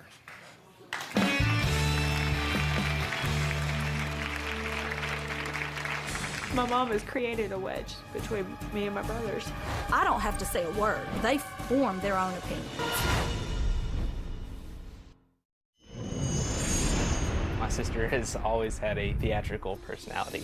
Lynn will constantly post on Facebook how she's the outcast of the whole family. She's never been mistreated. We were all raised the same. It doesn't bother me too much that I don't have a relationship with her, but I just want my mother's relationship with her to be fixed. I love my mom, and I'm tired of seeing her upset and hurt by the things that Lynn has done. Well, that was Lynn's youngest brother, Nick, who says Lynn's lies and jealousy are the real reason their family is torn apart. But Lynn claims that her mom has turned her brothers against her. Lynn blames me for turning the whole family against her. My mom has created a wedge between me and my brothers. I don't have to say a word. They form their own opinions. My mom told my brother that I was bad-mouthing him and his fiance, which I wasn't. Then my brother starts sending me text messages, cussing me out because of what my mom told him. Lynn says I have always made problems for her and her brothers. And could have fooled me, because when they were growing up, they were thick as thieves. But to her, none of that ever happened. She was alone and abused and mistreated, and it's always woe is me. Well, Lynn's other brother, Tom, says his sister is telling more lies. My sister and I were really close until she reached her teenage years. That's really when I remember the lying starting to skyrocket. She might feel like she has to compete with me, and so she's always trying to one-up me to make herself sound better. She'll lie about the color of the sky, and a lot of times I feel like she really believes it. My sister claimed she started an insurance company in my dad's name and said that she was going to make $100,000. She is a liar. I am very worried about my sister. I feel like she's going to burn all of the bridges that she has with our family, if she hasn't already. If she doesn't change, I don't think she'll ever truly be happy. All right, well, Tom is joining us. So, Tom, what do you want to see happen here today? I just want everybody, I guess, to get back together and just fix things. I'm just sick of, no matter who's telling a lie or not telling the whole truth, I'm just sick of it and I'm over it. So what can you do to help this situation? Be in on it too. Yeah. I mean, seriously, what can you do to help your sister here? Obviously, she's in pain, your mother's in pain, the family's in pain. I don't, what do you have, are you upset with your sister? Yes, I am. About what? What is it that, what has she done to hurt you? Really directly hurt me. Not telling the truth about a job, and my dad's, or a company she had, an insurance company she came up with in my dad's name, and said she was going to go down to, she was living with us at the time, she was going to go leave and go start working, and she was going to make $100,000 in 1 week. And then when she eventually came back, I said, so let me see your bank account if you've made so much money. And she wouldn't do it. That is not true, Dr. Phill. Yes, I started a brokerage firm, and my partner took a full-time job with an insurance company that we were writing business for, and then that whole business that we were starting, we had to stop. But I did. Are you getting married? Yes, sir. When? July. Yeah, congratulations. Thank you. She's not invited? I haven't made a final decision yet. Yeah. Why would you not invite her? Well, my cousin got married a couple of years ago, and my fiance and I went to that wedding. And my sister was there, obviously. And when we were there, the whole way to the wedding, she was bad-mouthing them getting married. Mm-hmm. And then also, when she got married this past summer, it was just a disaster. My fiance ended up having to call to set up her whole wedding. Lynn did nothing to help with it at all. She was running around having fun. This is not true, And- Dr. Phill. Dr. Phill, I planned an outdoor wedding at an amusement park, paid for my entire family to come down, paid for everything, and we had a tropical storm come through, and I could not do anything about it. The morning of the wedding, we were still going to try to have it because the venue was covered. It was covered, and we couldn't do it because of how bad the rain was, so we had to relocate. And yes, she did help me, and I told her I was very thankful because she's the only one that stepped up to try to help me to call and relocate to where we had the wedding. And even that was a disaster. The whole thing was a disaster, but I paid for it, and I had everything set up. But my whole entire family sat here and told me that, you know, everything negative they could. It's endless. It's endless. Did you get married? Yes, I did. You still married? Yes, I am. Very happy. He's wonderful. I don't know what I'd do without him. So it worked, but you don't want her there because you think she's going to poison the well. I just don't want the drama there. Yeah. My wedding day, it's not just about me. If it was all about me, it wouldn't affect me that much if something went wrong. Yeah. But this is bigger than me. It's a lot bigger than me. I don't want to ruin my fiance's wedding day, something she's dreamed about forever, because of family drama. All right, so is Mom playing favorites here? Someone from their past weighs in next. We'll be right back.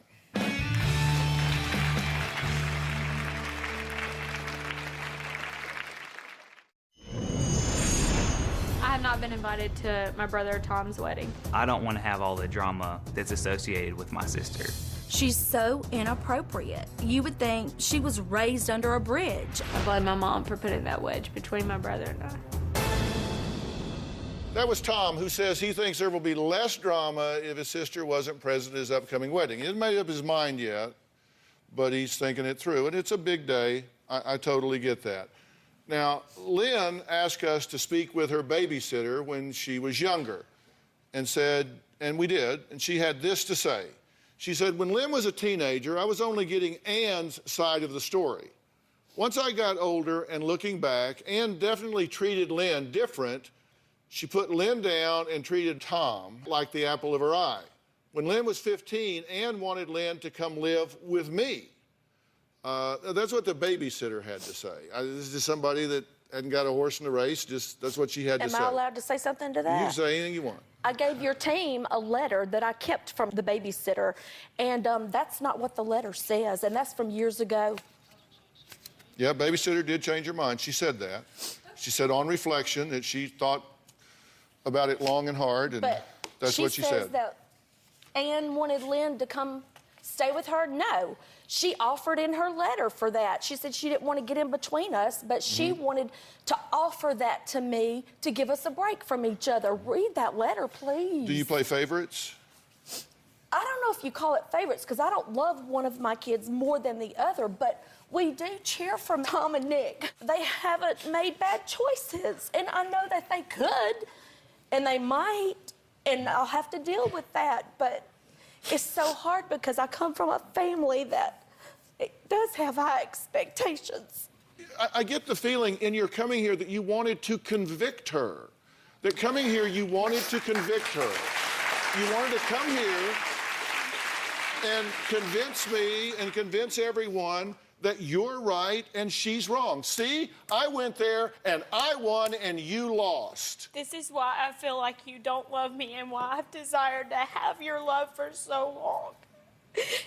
I don't understand how you can take a child that you carried for 9 months, that you raised, and bring him on national TV to do this when all you had to do was pick up the phone and say, I love you. I would have forgotten everything. That is why I have tried so many times. I wasn't picking up the phone, though. You text me. You will not call me. You have not called me since I've Did you tell him that you told me not to call you? Have you told him that? I gave him every text message that we I'm not talking exchanged, about Mother. text. I'm talking no, Mother, about... I gave him, and that is exactly, I told you, do not call me unless you have something positive to say, because I don't want this negative in my life. I have made a life for myself, and I'm very happy, and I'm proud of me, and so are the people who surround me. And if I can't get that from you, I don't want it. That's all I want. That's all I wanted since I was little was your love. I just wanted to be loved. I wanted to feel important. Well, there's a major event that has had an impact here, and I want to talk about that. We're going to take a break. I want to talk about how the death of Lynn's father changed the entire dynamic of this family and forever affected both Ann and Lynn. We'll be right back.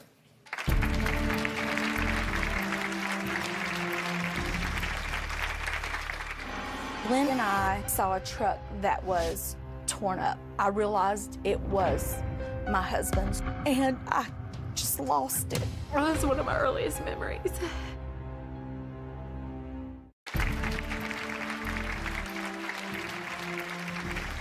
As we mentioned earlier, Lynn and Ann both witnessed the horrific death of Ann's husband, who was also Lynn's father. Lynn says no one ever taught her how to grieve for her loss. Take a look at this, and then we'll talk about this and hear what you had to say. When I was 4 years old, my dad was killed in a car accident. Lynn and I were coming home, and we came around a curve in the road, and we saw a truck that was torn up. I realized it was my husband's truck, and I just lost it. I still to this day remember my mom screaming, "You can't do this to me." He was dead on impact. I remember the fire department using the jaws of life to get him out. I remember that sound to this day. They let me lay next to him when they took him to the hospital. That was very painful for both of us. That's one of my earliest memories. And I was Daddy's little girl, so that was really hard. I don't feel like my mom was really there for me. I had to learn how to grieve on my own. It felt like my whole life I was standing on a rug and it kept being pulled out from under me. You know, I'm very, very sorry for y'all's loss. I mean, I know it's been a time, but, you know, it changes with time, but it never goes away. I certainly hate that that's one of your first memories. It goes back to that time, and it is a marker for you. And, you know, you heard her say that, you know, she felt like she had to learn to grieve about that on her own. But I don't understand that part of it. Because you were grieving, Mom. Everybody, Yes. all the adults around me were grieving, and I was a child. I didn't know how to grieve. I didn't know how to deal That's with why that. I put you in rainbows for all God's children. Mom, they made me write on a piece of paper what happened and burn it. Oh, I needed my mom. You're asking me how I can help you. And one of the ways I can help you is to try to get you to get out of yourself, get out of your point of view. The whole point of empathy is to stand in someone else's shoes, see things through their eyes, and experience what they're doing. Look, has she made mistakes? Of course she has made mistakes. But if you walk through her shoes and see things through her point of view, where she says she was a daddy's girl, okay, you know that. Oh, yeah. Okay, then you move on in your life, not inappropriately. I don't mean to suggest that at all, Ann. You move on in your life, but then she sees you begin to have a relationship with someone else. I'm not criticizing it, not inappropriately, but from her point of view, that can be a particular challenge, okay? And there were some things that, there was some involvement that she had in those things that were particularly difficult for her. Right. Okay, where she was put in a position of kind of being in the middle of that created some particular emotional pain for her. And then we know that when you lost your husband, 2 weeks after that, you got some very significant news. Tell me what it was.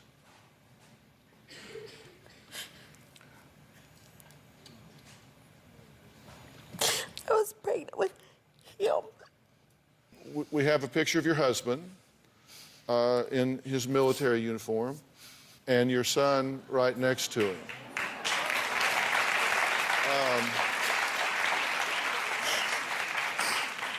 And I mean, boy, the apple doesn't fall far from the tree right here. So, you know, this is a powerful connection here, right? Oh, absolutely. We still love his family too. His mom and dad, they're wonderful. My way of trying to help my brother understand me and for us to bond. Last year, I paid for him to go to fly with me to where my dad's family lives. He doesn't know his family. And it was an opportunity for him to get to know a part of himself that he never knew before. He didn't know that. He's not had them in his life. He Seems like a very caring thing to do. Yeah, definitely. You appreciated that? Very much so. It was wonderful. We had a blast. Y'all got along well Yes. during that? Yeah. All right, think about this. We'll be right back.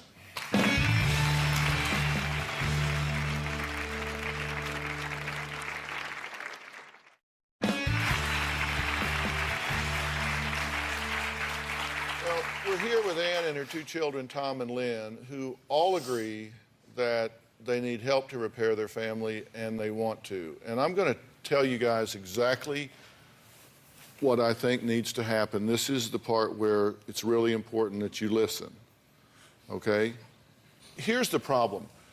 Once we decide that we have the answers, once we decide that we figured it out, we've solved the puzzle, we stop processing data. And the only data that we might process is that which confirms what we believe to be true. So if you decide in your mind that everything that comes out of her mouth is a lie, that she's just a bad person, a loser, a liar, then the only data you'll process is that which supports your conclusions. You'll look for examples, reasons to support what you believe. See, there she is. Oh, another example. Oh, that's what I expect from her. Okay? And you won't see anything that contradicts that because we tend to trust and believe ourselves. So the window closes and you don't process any new data. Everybody does it. I do it, you do it, everybody does it. What I want you to do is reopen the window because you're not right. You have to decide, you know what, I'm going to reopen the window. I'm going to reopen the window. The only thing that changes the flow of things is if something significant happens to change the flow. Hopefully, coming here is a significant event. Hopefully, this is a significant event. Hopefully, you come here and find out, you know what, maybe I closed this window way too long ago. Maybe I recognize that, you know what, you never quit on your kids. Maybe I recognize that, you know what, she's gone off on her own, she's gotten married, she's made a life, and did she do some stupid things along the way? Sure. It doesn't matter. The past is over. The future hasn't happened yet. The only time is right now. And maybe you start now. And does that mean that you just lead with your chin? Maybe you take a step at a time and you say, you know what? Let's get together for short periods of time. Let's talk about controlled topics. Let's just take it a step at a time where we just kind of learn to trust each other. Let's have some rules and some boundaries where we go along. And you live apart right now, so a long way. yeah. So maybe there are some built-in controls here, and I would love to set up for you guys to leave here after the show if you have time. Be my guest at the commissary here at the Paramount lot to have a nice lunch and sit down and spend some time together and visit. And just talk about happy things. Just talk about happy stuff, Be superficial, be shallow. Just talk about happy things. And then begin to build on this. But you've got to reopen the window. You got to say, you know what? I know that I love my mother. I know that I love my daughter. I know that I love my brother. I'm just going to start fresh. I think you will find that a good place to start. Because I got a sneaking suspicion. I think your mind has opened up here today. I sense that in you. I really do. And I sense that in you. And I hope that's true. And I don't think your mind's ever been closed, just cautious. And I hope that's what we'll do. That's a good word. All right. My final thoughts when we come back.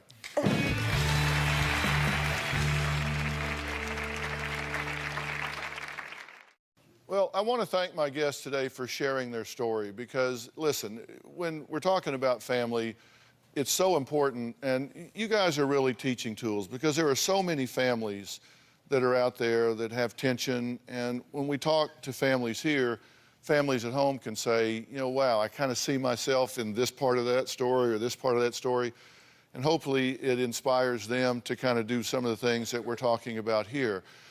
And one of the things that I want to tell you in your family is, look, we do have a tendency to fix our beliefs about people. And fixed beliefs can be a real problem because people change. And if your belief is fixed, but people change, you can miss those changes because you are so set in the way you see someone, they can really evolve, maybe good, maybe bad, but you don't pick up the differences. So you kind of have to constantly be hitting the reset button and looking to see if things change. So you keep your mind open, particularly with your family and friends. Thanks for being here. So long.